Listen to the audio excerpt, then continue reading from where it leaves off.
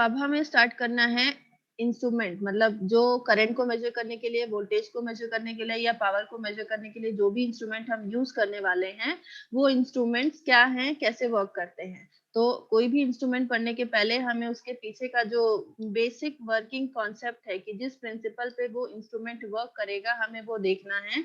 इसलिए हमारे आज के क्लास का जो टॉपिक है वो है electromechanical instruments and their principle of working. मतलब कि ये जो बेसिक इंस्ट्रूमेंट्स हैं, सबसे पहले जो हमने पहले की क्लासेस में देखा है कि सबसे पहले जो इंस्ट्रूमेंट्स आए वो नेचर में मैकेनिकल थे, उसके बाद इलेक्ट्रिकल एंड देन इलेक्ट्रॉनिक्स, दोनों को मिक्स करके दोनों की प्रॉपर्टीज को यूज करते हुए इलेक्ट्रॉनिक इंस्ट्रूमेंट्स आए, जो कि बहुत ज्यादा सक्सेसफुल रहे किसी भी ऑपरेशन को एक्चुअली में अच्छे से चेक करने के लिए। So DC AC ammeter, DC voltmeter आज की क्लास में हम लोग स्टार्ट नहीं करेंगे, बट हाँ इनके प्रिंसिपल को आज की क्लास में हमें कवर करना है। और ये प्रिंसिपल पे बेस्ड क्विज क्वेश्चन, छोटे क्वेश्चंस पूछे जाते हैं, क्योंकि ऐसा कोई थ्योरी, क्योंकि यहाँ पे आपको दिख नहीं रहा है कहीं पे कि अलग से प्रिंसिपल लिखा हो, बट फिर भी वो प्रिंसिपल प्रेजेंट रहता है, वो आपको पता होना चाहिए कि एक्चुअली में ये काम कैसे कर रहा है। क्योंकि सिर्फ लाइन ड्रॉ करने से, सर्कल बना देने से ये समझ में नहीं आ जाता है कि इसके पीछे का वर्किंग क्या है, किस प्रिंसिपल पे ये वर्क कर रहा है। और इस पूरे के पूरे चैप्टर में आपको एक टॉपिक नहीं दिखेगा, which is D Arsonval galvanometer and which is the backbone of all these instruments. आप लोगों ने पहले भी पढ़ा होगा 12th या 11th में। डी अर्सोनवल गैल्वेनोमीटर सुना है? किसी ने सुना है ये?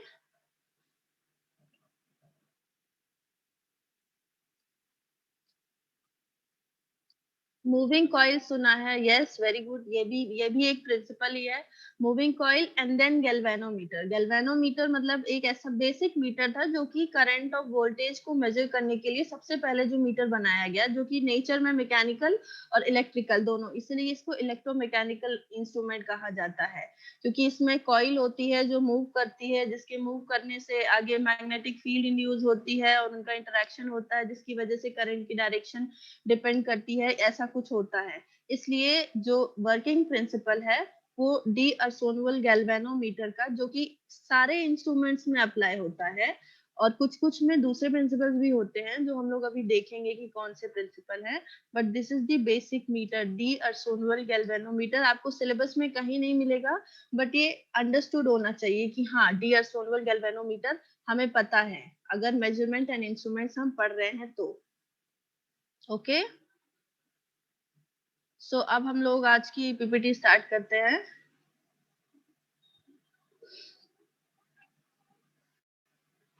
सबसे पहले बात करते हैं इंस्ट्रूमेंट्स की। सभी लोगों को विजिबल है स्क्रीन में? Yes ma'am. स्लाइड विजिबल है? Yes ma'am. देखिए, this is complete theory class, इसमें कुछ कुछ कॉन्सेप्ट भी हैं, पर इसका मतलब ये नहीं कि आप लोगों को नींद आ जाए। सो प्लीज अपना थोड़ा इंटरेस्ट जो है बना के रखिए, क्योंकि ये बेसिक चीजें हैं जो शायद आप पहले पढ़ चुके हैं, लेकिन उनका रिवीजन बहुत जरूरी है, क्योंकि अभी ये फिर से आया। तो फिर आप बोलोगे कि हाँ पढ़ा है, कभी नहीं पढ़ा है, कभी नहीं सुना है, ऐसा नहीं होना चाहिए। Electromechanical indicating instruments. Indicating instrument जैसा कि इसके नाम से ही दिख रहा है, ये इंस्ट्रूमेंट जो कि अलग अलग टाइप से हो सकते हैं, जिस जिस तरीके से हम इसको यूज करेंगे। जैसे कि सबसे पहले तो ये एनालॉग है नेचर में अगर एनालॉग है तो इसका आउटपुट और इनपुट एक दूसरे के साथ एक कांस्टेंट रिलेशन में है। दूसरा चीज, अगर ये एनालॉग है मतलब टाइम के साथ इसका एक कंटिन्यूअस फंक्शन है। Is it clear? आउटपुट जो है टाइम के साथ कंटिन्यूअस है, एंड आउटपुट इनपुट साथ एक कांस्टेंट रिलेशन में है। जितना इनपुट में चेंज आएगा उसी कांस्टेंट में, उसी प्रोपोर्शन में आपका आउटपुट चेंज होगा। आप इसको क्लासिफाई करें तो ऐसा कोई फिक्स क्लासिफिकेशन नहीं है कि बस यही 3 टाइप है, उसके अलावा और कोई टाइप नहीं है। बहुत सारे टाइप्स हैं, बहुत सारे टाइप्स को कैटेगराइज किया गया है कि अगर हम एक इंस्ट्रूमेंट को वोल्टेज करंट को मेजर करने के लिए यूज कर रहे हैं तो that be called ammeter. Similarly अगर वही इंस्ट्रूमेंट हम वोल्टेज को मेजर करने के लिए यूज कर रहे हैं तो that will be called as voltmeter, and power को मेजर करेंगे तो पावर मीटर या वॉट मीटर, एंड फ्रीक्वेंसी, ऐसे बहुत सारे मीटर्स होते हैं, but basic meters are ammeter, voltmeter and wattmeter. ये बेसिक मीटर हैं जो कि आपको पता ही होने चाहिए कि हम करंट अगर मेजर कर रहे हैं तो कौन सी करंट को मेजर कर रहे हैं, डायरेक्ट करंट मेजर कर रहे हैं या अल्टरनेटिंग करंट मेजर कर रहे हैं। तो based on type of current हम मेजरिंग इंस्ट्रूमेंट को क्लासिफाई किया जा सकता है। सो एक ये क्लासिफिकेशन हो गया। और क्लासिफिकेशन कि उस इंस्ट्रूमेंट को हम किस पर्पज से यूज कर रहे हैं, सिर्फ इंडिकेट करने के पर्पज से, मतलब हमें सिर्फ रीडिंग को देखनी है, या तो फिर वो उस पर्टिकुलर रीडिंग को रिकॉर्ड करके रखने वाला चाहिए, या तो फिर उस पर्टिकुलर जो भी हमने रीडिंग को ली हुई है उसको फर्दर फर्दर और भी ज्यादा कैलकुलेट करके कुछ चाहिए। जैसे कि इसका सबसे अच्छा एग्जांपल है सीआरओ, कैथोड लोगों ने सुना है सीआरओ? सुना है? हेलो?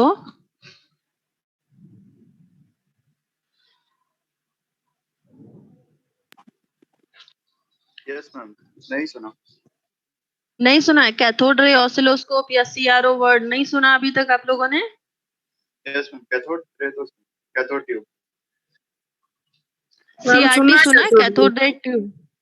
यस मैम, सुना है? Yes ma'am. Okay. Cathode ray oscilloscope आप सभी ने कहीं ना कहीं, सारे स्टूडेंट्स की बात कर रही हूँ मैं, जितने लोग भी प्रेजेंट है क्लास में, आप सभी ने कहीं ना कहीं इसको सुना होगा या कैसे भी फॉर्म में पढ़ा होगा। बट याद है नहीं याद है, ये आपके कैपेबिलिटी के ऊपर है।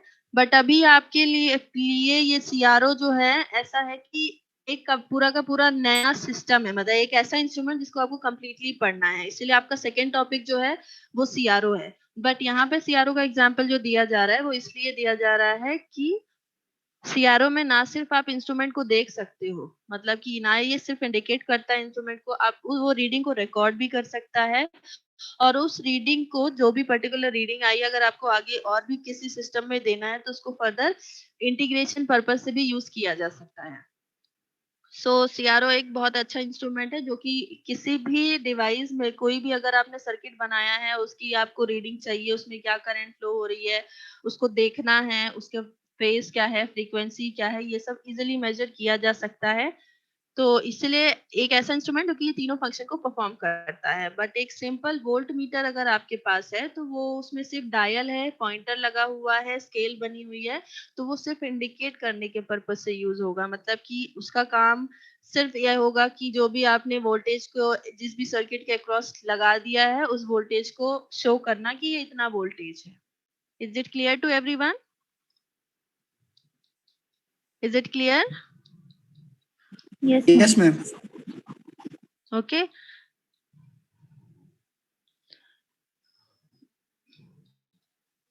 अब आ जाते हैं हम principle of operation of analogue instruments.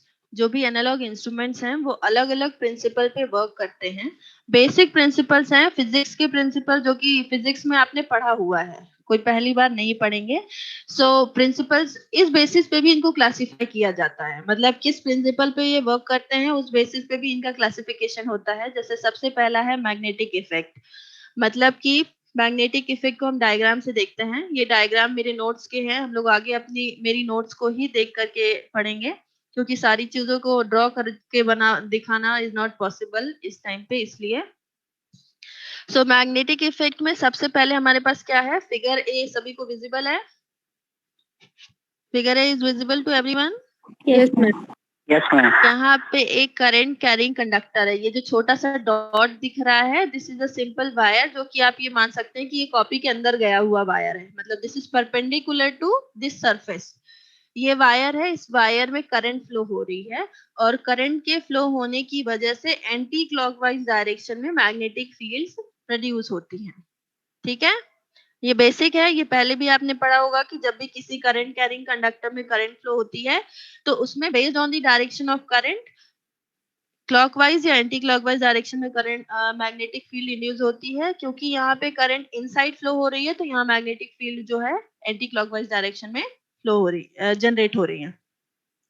Figure B is uniform magnetic field. अब दूसरा फिगर है कि हमने जो मैग्नेटिक फील्ड है उसको यूनिफॉर्म लिया है, उसके बाद अब क्या किया हमने, इस करंट कैरिंग कंडक्टर को उठा करके इस यूनिफॉर्म मैग्नेटिक फील्ड में रख दिया। तो जब दोनों की मैग्नेटिक फील्ड एक दूसरे के कांटेक्ट में आएंगी तो कहीं ना कहीं एक फोर्स इंड्यूस होगा, और उस फोर्स की वजह से ये जो मैग्नेटिक फील्ड की डायरेक्शन आपको दिख रही है दोनों डायग्राम्स में, वो चेंज हो जाएंगी। और थोड़ा इसकी वजह से क्या होगा कि एक फोर्स एग्जर्ट होगा। ये फोर्स क्या होगा, यहाँ पे इस डायरेक्शन में दिख रहा है, मतलब ये किस डायरेक्शन में है, राइट साइड में है।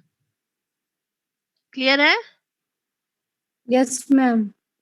मतलब लेफ्ट टू राइट डायरेक्शन में एक फोर्स लगेगा जैसे ही आप एक करंट कैरिंग कंडक्टर को यूनिफॉर्म मैग्नेटिक फील्ड में रखेंगे, और इस रिजल्टेंट फोर्स की वजह से ही, इसी प्रिंसिपल को, यही फोर्स जो है आगे उस मीटर को ऑपरेट करने में काम करेगा, इस फोर्स की वजह से। ये तो सिंपल आप प्रिंसिपल फॉर्म में दिख रहा है कि चलो ठीक है, इसको यहाँ रख दिया तो एक फोर्स एक्सर्ट हुआ। इस फोर्स की वजह से ही जो भी हमारी कॉइल है वो रोटेट होना स्टार्ट करेगी, और उसके रोटेशन से ही क्या होगा कि हमारा पॉइंटर मूव करना स्टार्ट करेगा। पॉइंटर के मूव करने से ही रीडिंग आएगी।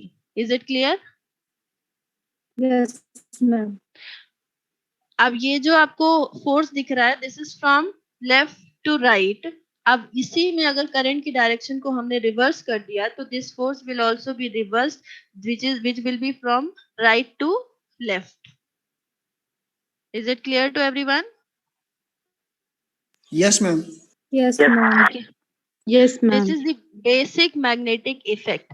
ये मैग्नेटिक इफेक्ट का यूज बहुत सारे प्रिंसिपल, बहुत सारे इंस्ट्रूमेंट में होता है, जैसे कि दी अर्सोनवल गैल्वेनोमीटर जो आप लोग पढ़ेंगे अभी आगे की क्लास में, उसमें भी हम इसी मैग्नेटिक इफेक्ट का यूज करते हैं। उसके बाद एक और बहुत जरूरी इंस्ट्रूमेंट आता है, very important instrument, which is permanent magnet moving coil, जिसमें कि नाम से ही समझ में आ रहा है कि परमानेंट मैग्नेट्स के बीच में एक मूविंग कॉइल होती है, और उस मूविंग कॉइल की वजह से करंट फ्लो होती है, और करंट फ्लो होने की वजह से कॉइल मूव करती है एंड पॉइंटर डिफ्लेक्ट होता है, और इस तरीके से हमें रीडिंग मिलती है। और ये जो पीएमएमसी मीटर है, ये पीएमएमसी मीटर भी बहुत इंपॉर्टेंट है आपके सिलेबस में।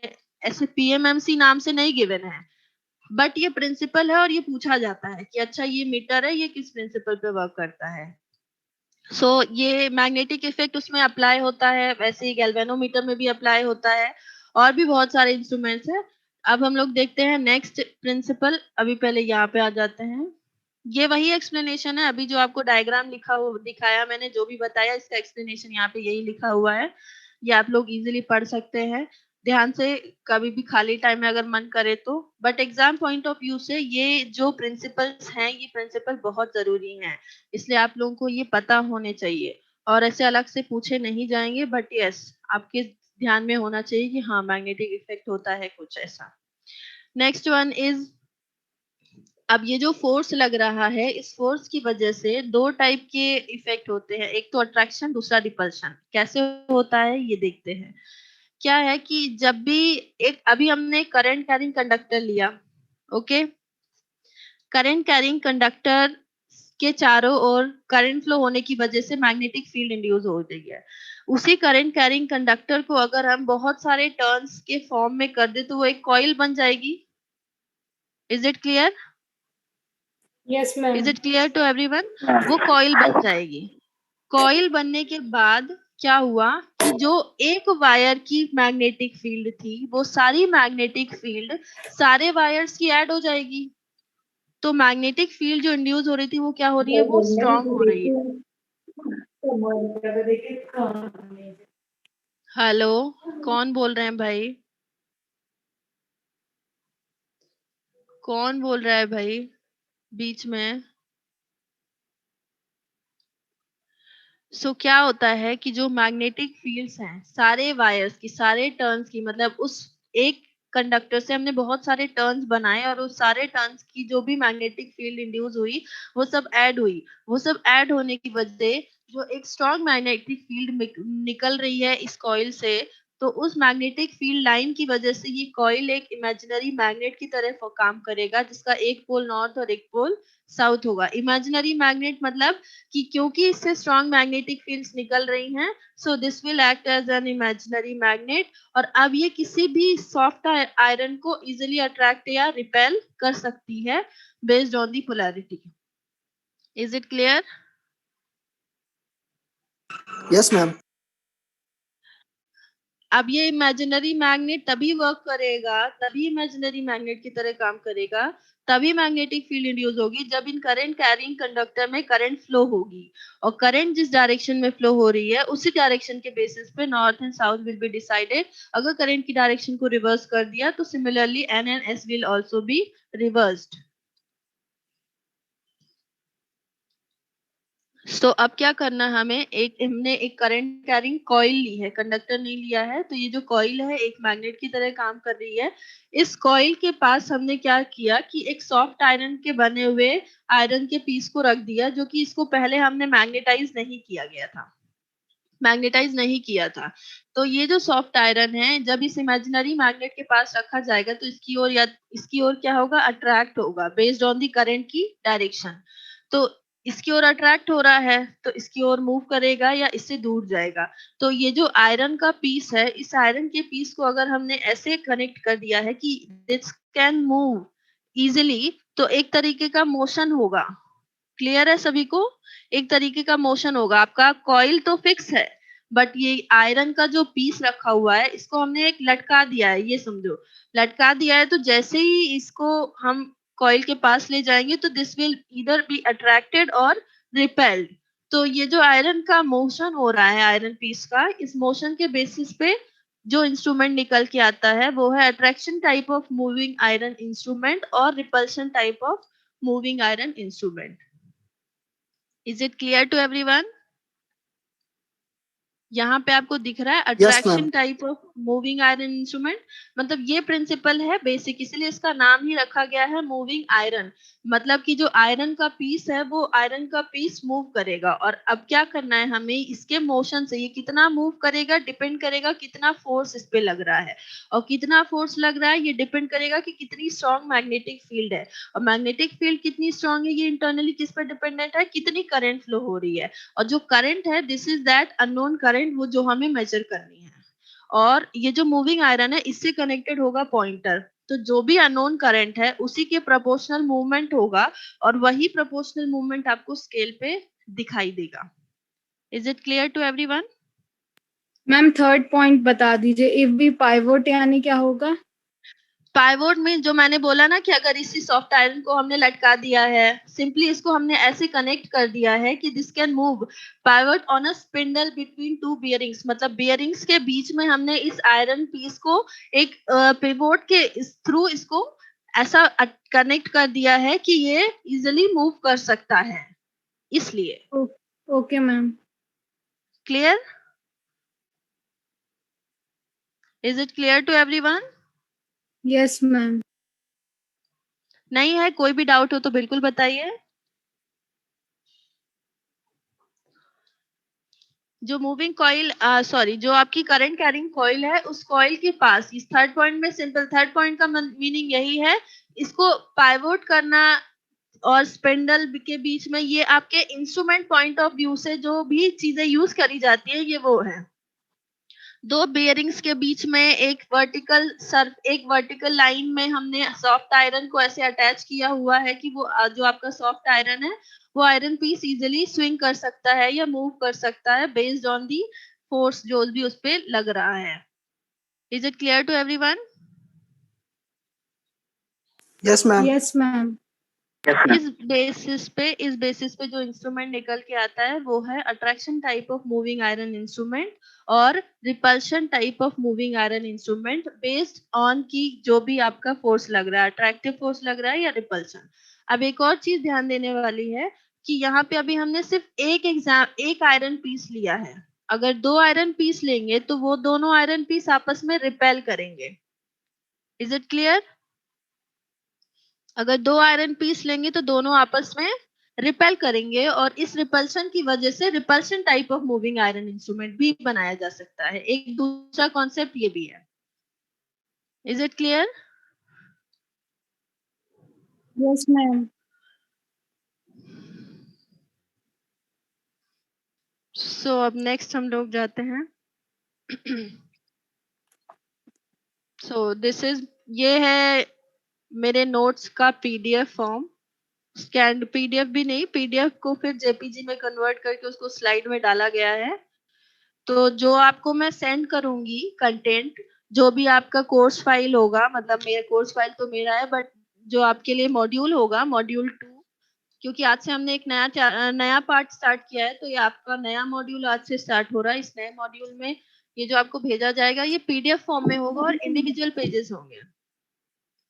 ओके, तो ये पीडीएफ फॉर्म, पहले भी पीडीएफ रहता था बट एक कंप्लीट पीपीटी का पीडीएफ रहता था, बट अब ये पेजेस का पीडीएफ होगा। ठीक है, सो सभी को विजिबल है, सभी को समझ आ रहा है क्या लिखा हुआ है यहाँ पे? Yes ma'am. ये नीचे तक है। ये स्लाइड को अगर हम डायरेक्ट जाएंगे तो दूसरी आ जाएगी, बट इसको स्क्रॉल डाउन करके जाना होगा। सो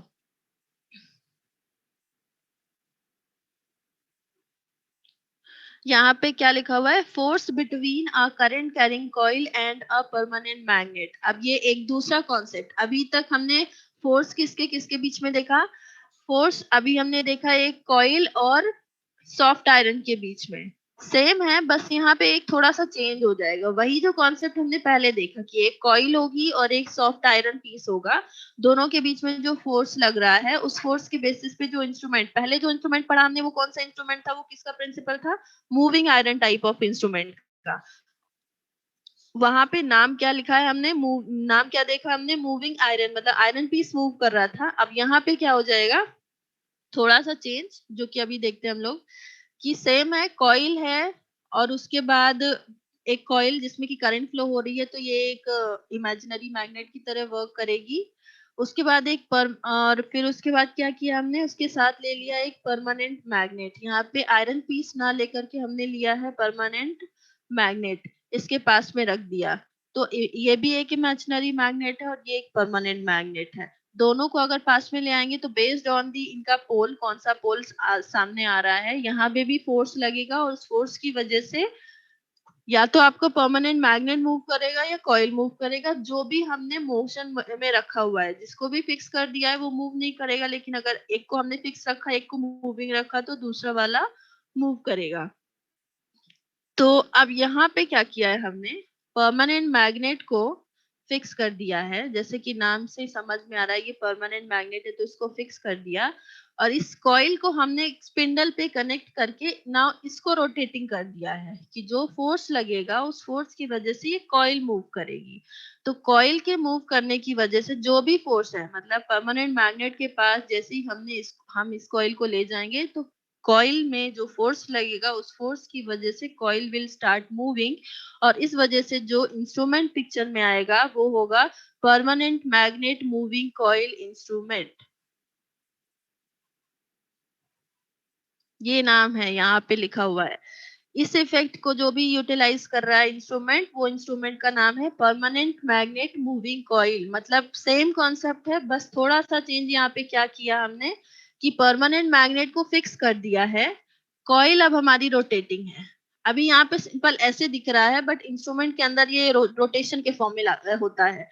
तो अब ये परमानेंट मैग्नेट और मूविंग कॉइल को जब पास में ले आएंगे तो मूविंग कॉइल पे फोर्स लगेगा, उस फोर्स की वजह से ये मूविंग कॉइल रोटेट करेगी, और इस वजह से जो इंस्ट्रूमेंट पिक्चर में आएगा वो है परमानेंट मैग्नेट मूविंग कॉइल। कौन सा इंस्ट्रूमेंट है बताइए, नाम बताइए मुझे। Permanent magnet magnet moving short form में इसको पीएमएमसी भी बोलते हैं। Very important instrument, PMMC instrument. Moving iron को एमआई इंस्ट्रूमेंट और ये PMMC instrument. Is it clear? Yes is it ma'am. Clear to everyone? Yes ma'am, yes ma'am.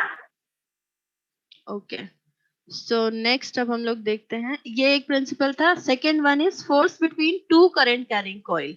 अब अभी तक हमने सिर्फ एक कॉइल का यूज करके जो भी फोर्स लगा है उसको देखा है। एक कॉइल एक आयरन को पीस लिया, एक कॉइल एक परमानेंट मैग्नेट लिया, और अब क्या हम देख रहे हैं? दोनों ही कॉइल हैं। अब दोनों कॉइल में करंट फ्लो होने की वजह से या तो ये कॉइल्स आपस में अट्रैक्ट होंगी या तो रिपेल होंगी बेस्ड ऑन दी करंट की डायरेक्शन। ठीक है, तो अब इस करंट की डायरेक्शन के बेसिस पे यहाँ पे जो भी फोर्स लगेगा उस फोर्स के बेसिस पे जिस भी कॉइल को हम मूविंग बनाएंगे वो कॉइल के मूव होने से पॉइंटर मूव करेगा। मतलब दोनों को मूविंग नहीं बना सकते हैं, एक तो ऑब्वियसली आपका फिक्स होगा और एक कॉइल मूविंग होगी। जो मूविंग कॉइल होगी उस मूविंग कॉइल से पॉइंटर अटैच्ड होगा और पॉइंटर के रोटेट होने से आपको रीडिंग मिलेगी। Is it clear? Same concept यहाँ पे भी लिखा हुआ है। यहाँ अगर आप लोग पढ़ेंगे, for the direction of the current shown the two produces unlike poles near each other, and thus there is a force of attraction, and if one of the coil is movable and the other is fixed, there will be a motion of the movable coil. This effect is utilized in dynamometer type of instrument. एक तीसरा instrument, please note down. हमने अभी तक 3 instrument के principal देखे हैं। पहला instrument था moving iron type of instrument, दूसरा instrument permanent magnet moving coil, और ये तीसरा इंस्ट्रूमेंट है डायनेमोमीटर टाइप ऑफ इंस्ट्रूमेंट। ये आप लोगों से पूछा जा सकता है, क्विज में भी पूछा जा सकता है, क्विज भी आपको दिया जाए। थ्योरी के बहुत अच्छे क्वेश्चंस बनते हैं इससे। Is it clear to everyone?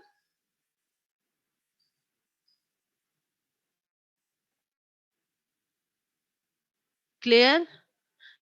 समझ आ रहा है या क्लियर ही क्लियर है?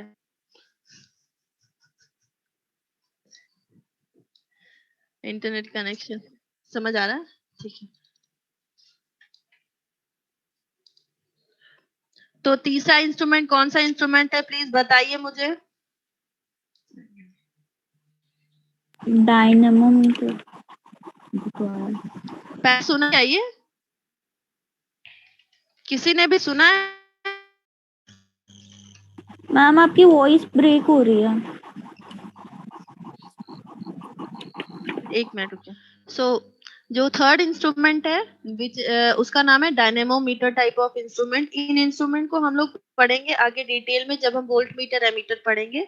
Dynamometer type of volt meter पढ़ेंगे हम लोग, moving iron type of ammeter पढ़ेंगे। इस तरीके से अलग अलग प्रिंसिपल पे बेस्ड एमीटर और वोल्ट मीटर को हम लोग आगे की क्लासेस में पढ़ेंगे। बट वो एमीटर एंड वोल्ट मीटर होंगे, उनका जो बेसिक प्रिंसिपल है, बेसिक कॉन्सेप्ट है कि वो एक्चुअली में वर्क कैसे कर रहे हैं। वहां पे 2 कॉइल है, कॉइल के बीच में जो फोर्स लग रहा है वो कैसे लग रहा है, क्योंकि दोनों कॉइल इमेजिनरी मैग्नेट की तरह वर्क कर रही है और करंट के फ्लो होने की वजह से based on the direction of the current there is an attraction और रिपल्शन फोर्स। और इन दोनों कॉइल्स में एक कॉइल फिक्स होगी और एक कॉइल मूविंग होगी, और मूविंग कॉइल के मूव होने से ही हमें पॉइंटर डिफ्लेक्ट होकर रीडिंग दिखाई देगी। Is it clear to everyone? Yes ma'am. Yes ma'am. So next जो इफेक्ट है, अगेन वेरी इंपॉर्टेंट इफेक्ट, जो कि आप अभी आप पहली बार पढ़ रहे हो, बट आप through out this course, through out this EMI syllabus, आपको ये फर्स्ट यूनिट से लेकर के लास्ट यूनिट तक कभी 3-4 बार मिलेगा। Thermal effect. थर्मल इफेक्ट नाम ऐसा है कि हम पहले भी जानते हैं, पहले भी सुन चुके हैं थर्मल इफेक्ट को, कि टेम्परेचर की वजह से जो भी इफेक्ट प्रेजेंट होता है that will B thermal effect.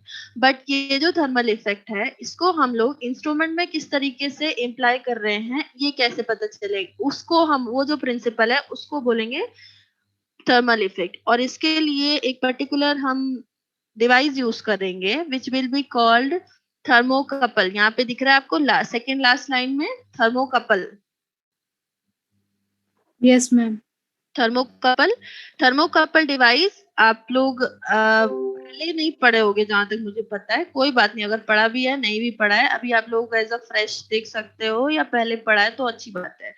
Thermocouple device का यूज करके हम थर्मल इफेक्ट अगर किसी भी इंस्ट्रूमेंट में प्रेजेंट हो रहा है, सपोज हम हीटिंग की वजह से जो भी डिवाइसेस में चेंजेस आ रहे हैं उस हीटिंग को हम मेजर करना चाहते हैं। सपोज टेम्परेचर की वजह से हमारे डिवाइस का वोल्टेज पहले कुछ था और अब कुछ हो गया है, तो ये जो टेम्परेचर चेंज आया है उस टेम्परेचर चेंज को हमें डिटेक्ट करना है, तो उसके लिए हम जो डिवाइस यूज करेंगे दैट विल बी थर्मोकपल। अब इसका यूज कैसे करते हैं इसे हम देखते हैं। जैसे कि अगर आपको करंट मेजर करना है, यहाँ जो एक्सप्लेनेशन लिखा हुआ है वो मैं आपको एक्सप्लेन कर रही हूँ कि इस पर्टिकुलर डिवाइस से वो करंट फ्लो होगी, और जब भी किसी डिवाइस में करंट फ्लो होती है तो उस डिवाइस का टेम्परेचर चेंज होता है। ये आप लोगों को पता है, चेंज इन रेजिस्टेंस पढ़ा होगा आप लोगों ने, उसका एक फॉर्मूला,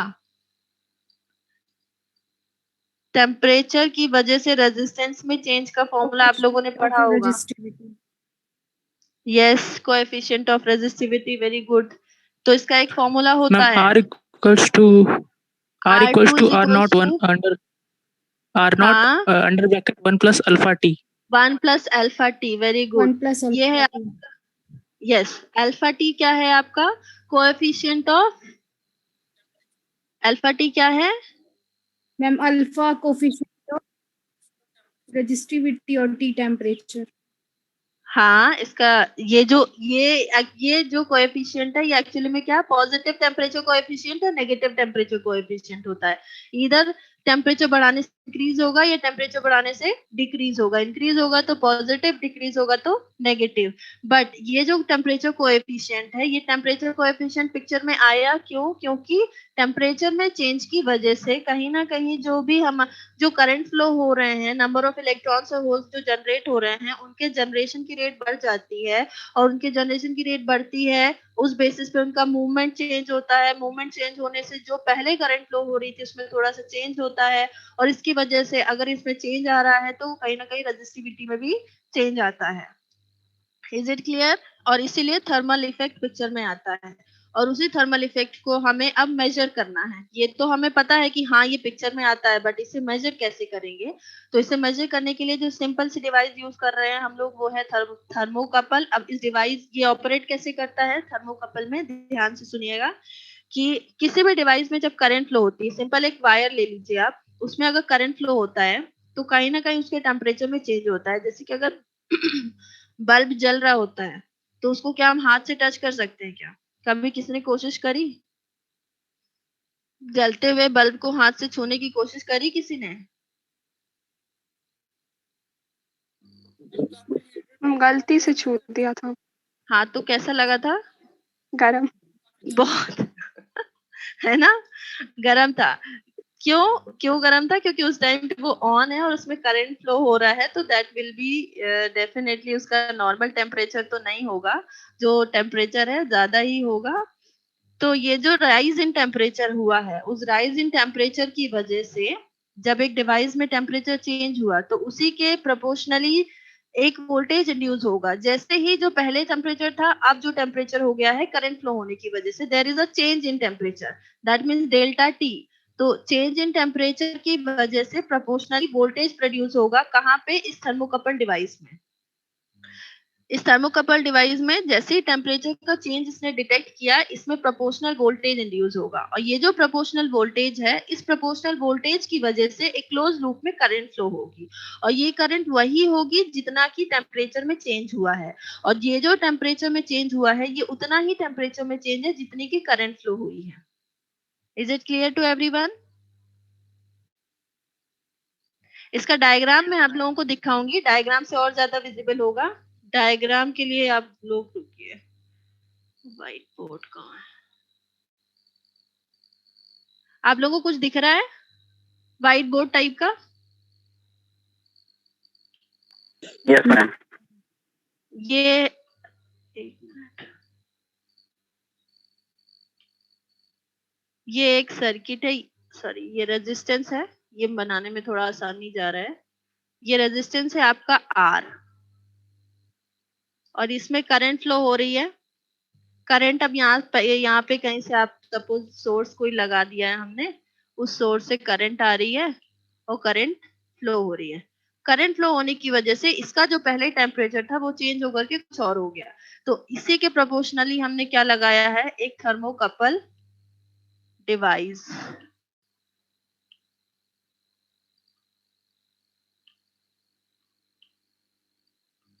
ये थर्मोकपल डिवाइस, डायग्राम कुछ ज्यादा ही अजीब है। अगेन यहाँ पे एक मीटर लगा होगा जो कि इस पर्टिकुलर ब्रांच की करंट को मेजर करेगा। ये थर्मोकपल डिवाइस है, दो अलग अलग मेटल का बना हुआ जंक्शन है। ये एक मेटल है और ये एक मेटल है, और ये इसका बना हुआ जंक्शन है। और यहाँ पे जो भी टेम्परेचर में चेंज होगा, जो भी डेल्टा टी होगा, उस डेल्टा टी को डिटेक्ट करके यहाँ पे प्रोपोर्शनली डीसी वोल्टेज को इंड्यूस करेगा। ये is it visible to everyone? ये स्क्रीन Yes, सभी को ma'am. दिख रही है? समझ ma'am. आया? ये ऐसा होता है थर्मोकपल का डायग्राम। यहाँ पे ये जो आपको ये ऐसे ट्रायंगल टाइप का शेप दिख रहा है, यहाँ पे दो अलग-अलग मेटल्स के एक मेटल का जंक्शन बना होता है और इस जंक्शन के अक्रॉस जैसे ही टेम्परेचर में चेंज आता है, यहाँ उस चेंज इन टेम्परेचर को ये प्रोपोर्शनल वोल्टेज में इंड्यूस करता है।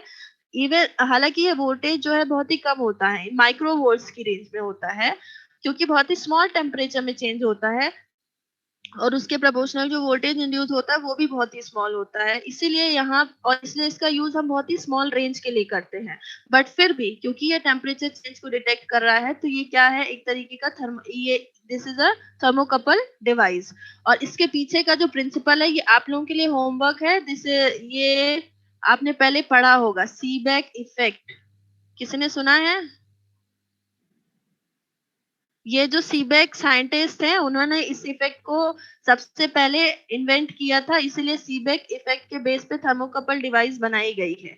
और एक और होमवर्क है आप लोगों के लिए, जो मैं कल की क्लास में पूछूंगी कि ये कौन से दो मटेरियल हैं, कौन कौन से मटेरियल से ये थर्मोकपल डिवाइस बनाई जा सकती है, क्योंकि मेटल का जंक्शन बनता है, दो अलग अलग मेटल का जंक्शन होता है। So please note down this homework for next class, कि एक तो सीबेक इफेक्ट क्या होता है और दूसरा मेटल का जंक्शन अगर बन रहा है तो कौन कौन सी मेटल हम यूज कर सकते हैं। Is it visible, is it clear to everyone? Yes, ma'am. Yes ma'am. ठीक है, सो हम लोग फिर से अपनी स्लाइड में चलते हैं। सो ये है आपका थर्मल इफेक्ट। थर्मल इफेक्ट में नेक्स्ट ये आपका एक्सप्लेनेशन है, जो भी मैंने अभी आपको बताया है थर्मल इफेक्ट का, कि अगर यहाँ पे दो अलग अलग जंक्शन होते हैं मेटल के, वो जंक्शन से जो काम बताया मैंने कि इसके अक्रॉस वोल्टेज इंड्यूस होगा जैसे ही चेंज इन टेम्परेचर होगा।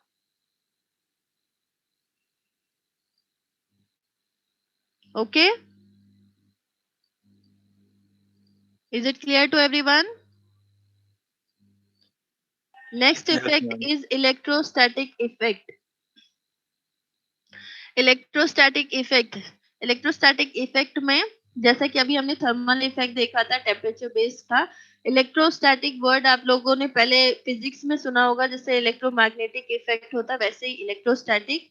यहाँ पे क्या होगा कि दो प्लेट्स होती है, जैसे कि एक कैपेसिटर समझ लो कि दो प्लेट्स हैं, दोनों को अगर हमने दोनों पे चार्ज एक्सर्ट किया है, तो दोनों पे चार्ज होने की वजह से फोर्स एक्सर्ट होगा दोनों के बीच में। और अगर एक प्लेट को हमने मूविंग कर दिया और एक प्लेट को फिक्स कर दिया है, तो जो मूविंग प्लेट है, उस मूविंग प्लेट की वजह से हम क्या कर सकते हैं, अपनी रीडिंग को कितना चार्ज एक्सर्ट किया है उस बेसिस पे हम मेजर कर सकते हैं कि क्या वोल्टेज होगा। जैसे कि अभी तक हमने करंट का देखा कि दो कॉइल्स थी, दोनों में करंट फ्लो हो रही थी और एक कॉइल को हमने फिक्स रखा, उस करंट की वजह से दूसरी कॉइल मूविंग हुई, तो मूविंग कॉइल कितना मूव करेगी उससे हमें ये पता चल जाएगा कि कितनी करंट फ्लो हो रही है। सिमिलरली चार्ज का है कि दो प्लेट्स हैं, दोनों पे हमने चार्ज एक्सर्ट किया है। चार्ज जब एक्सर्ट करते हैं तो एक प्लेट को हमने फिक्स रखा है, दूसरी प्लेट मूविंग है, तो जितना चार्ज एक्सर्ट करेंगे उतना फोर्स दूसरी प्लेट पे लगेगा और दूसरी प्लेट उतना ही मूव करेगी बेस्ड ऑन दी जो भी चार्ज प्रेजेंट है।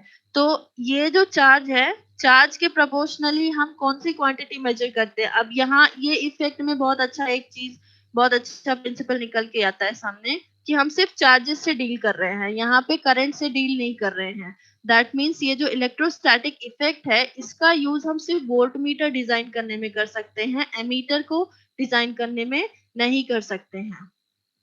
ये सभी लोगों को समझ में आया या नहीं? क्योंकि हम यहाँ पे सिर्फ चार्जेस से डील कर रहे हैं और चार्जेस, और वो भी दो प्लेट्स हैं, कहीं भी क्लोज लूप फॉर्म नहीं हो रहा है। क्लोज लूप फॉर्म नहीं होने की वजह से क्या होगा कि करंट फ्लो ही नहीं करेगी, और करंट नहीं फ्लो करेगी तो हम एमीटर कैसे बना सकते हैं इस प्रिंसिपल पे। लेकिन चार्जेस तो प्रेजेंट हैं, चार्जेस के प्रेजेंट होने की वजह से दूसरी प्लेट तो मूव करेगी और इन चार्जेस से हम वोल्टेज को इजीली मेजर कर सकते हैं, क्योंकि कैपेसिटर चार्ज और वोल्टेज के बीच का रिलेशन किसी को पता है? सी, वी एंड क्यू के बीच का relation. Q is equal to CV. C into V, very good. तो ये जो प्रिंसिपल है, ये जो आपने पहले भी पढ़ा होगा, पहले की क्लास, पहले अपने स्कूल टाइम पे, Q is equal to C into V के कॉन्सेप्ट से हम वोल्टेज को इजिली चार्ज से कैलकुलेट कर सकते हैं बाय यूजिंग कैपेसिटेंस। सो ये जो इफेक्ट है, इस इफेक्ट का यूज वोल्टेज को वोल्ट मीटर को डिजाइन करने में किया जाता है, ना कि एमीटर। और प्रिंसिपल सेम ही है, कोई कोई नया प्रिंसिपल नहीं है, वही कि हमारी प्लेट्स हैं, प्लेट्स मूव करेंगी बेस्ड ऑन दी फोर्स जो भी एक्सर्ट होगा। Is it clear to everyone? Yes, ma'am.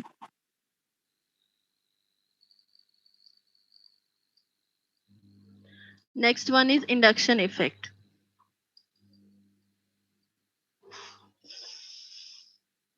Induction effect सभी लोग, आप लोग अब रीड करिए और मुझे बताइए, अभी तक जितने इफेक्ट पढ़े बेस्ड ऑन इसी पे ही है ये, इसमें कुछ नया नहीं है। ये सॉरी थर्मल इफेक्ट आ गया यहाँ तो, wait wait wait, induction effect.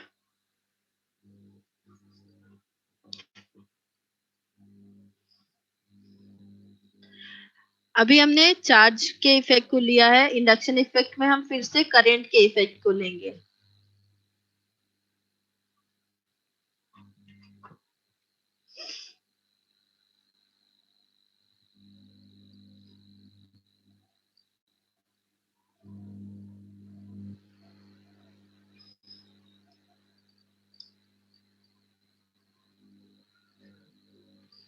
Same concept है इसमें भी, बस इसमें थोड़ा सा रिवर्स चल रहे हैं कि हमने एक मैग्नेटिक फील्ड में ऑलरेडी से एक यूनिफॉर्म मैग्नेटिक फील्ड है, उस मैग्नेटिक फील्ड में हमने एक रोटेटिंग डिस्क को रख दिया है। उस रोटेटिंग डिस्क में करंट फ्लो होने की वजह से मैग्नेटिक फील्ड इंड्यूस होगी। तो जो मैग्नेटिक फील्ड इंड्यूस हो रही है, वो मैग्नेटिक फील्ड जो पहले मैग्नेटिक फील्ड प्रेजेंट थी उससे इंटरेक्ट करेगी, जिसकी वजह से एक ईएमएफ इंड्यूस होगा डिस्क में या ड्रम में, और ये जो ईएमएफ इंड्यूस होगा उसकी वजह से फोर्स प्रोड्यूस हो रहा है। Is it clear to everyone? और जो आपकी डिस्क है वही कॉन्सेप्ट है जो अभी तक आपने पढ़ा है, बस उसका थोड़ा रिप्रेजेंटेशन अलग है। यहाँ पे हमने ऑलरेडी एक नॉन मैग्नेटिक रोटेटिंग डिस्क ले ली है, उस डिस्क को एक इलेक्ट्रोमैग्नेटिक सिस्टम में रख दिया है, जिसकी वजह से इलेक्ट्रोमैग्नेटिक सिस्टम में रखने का मतलब है कि मैग्नेटिक फील्ड में रख दिया है।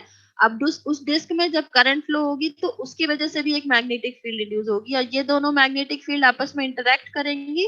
तो इंटरेक्ट करने की वजह से फोर्स इंड्यूस होगा, और उस फोर्स की वजह से आपकी डिस्क या ड्रम रोटेट करेगा, और साथ ही साथ ईएमएफ भी इंड्यूस हो रहा है। ये है आपका इंडक्शन इफेक्ट। और इस इंडक्शन इफेक्ट का यूज हम लोग कहाँ करते हैं? Is mainly utilised in AC energy meters. मतलब हमने एक क्लासिफिकेशन क्या देखा? बेस्ड ऑन दी क्वांटिटी, या तो डीसी क्वांटिटी या तो एसी क्वांटिटी। तो ये सिर्फ एसी एनर्जी को मेजर करने के लिए यूज किया जाता है, इससे बने हुए इंस्ट्रूमेंट्स जो होंगे।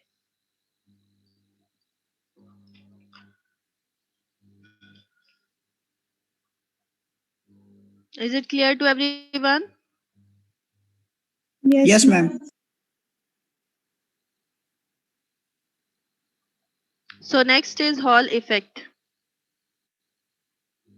हॉल इफेक्ट तो आपने फर्स्ट ईयर में पढ़ा है कहीं ना कहीं, जहां तक मुझे पता है, Yes, ma'am. क्योंकि मैंने भी पढ़ा था Physics अपने में। फर्स्ट ईयर में, तो आप लोगों ने भी पढ़ा ही होगा अपने फर्स्ट ईयर में। Yes, ma'am. Physics में। फिजिक्स में पढ़ा है, ओके। Yes, ma'am. तो हॉल इफेक्ट में क्या होता है, ये डायग्राम आप लोगों को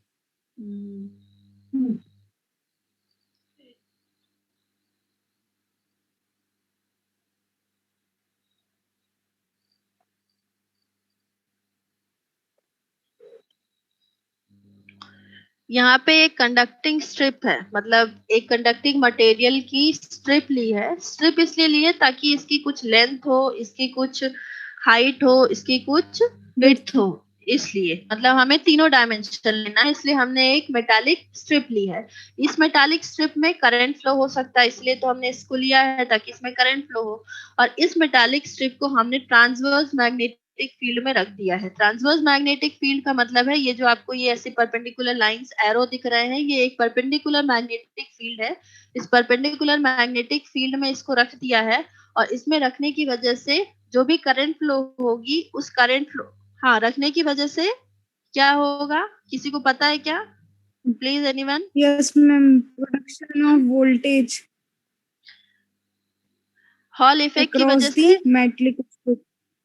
सरफेसेस, यहाँ पे क्या होगा कि हमने ट्रांसवर्स मैग्नेटिक फील्ड में जैसे ही रखा तो पॉजिटिव चार्जेस एक सरफेस पे और नेगेटिव चार्जेस एक सरफेस पे एक्यूमुलेट हो जाएंगे, और जैसे ही पॉजिटिव और नेगेटिव एक अलग अलग सरफेस पे Potential difference. एक्यूमुलेट हुए तो उस प्लस और माइनस की वजह से वोल्टेज इंड्यूस होगा दो सरफेसेस के बीच में, और इन दो सरफेस और इसी वोल्टेज को हम बोलते हैं हॉल वोल्टेज, और इस इफेक्ट को बोलते हैं Hall effect. Is it clear to everyone? Yes, ma'am. Yes, ma'am. सभी लोग बताइए भाई, पहले पढ़ा है बट कोई बात नहीं, जरूरी नहीं कि हमेशा सब कुछ सबको याद रहे, नहीं याद रहता तो कोई बात नहीं, अभी फिर से देख लीजिए, बट एग्जाम टाइम में याद रहे तो अच्छी बात है।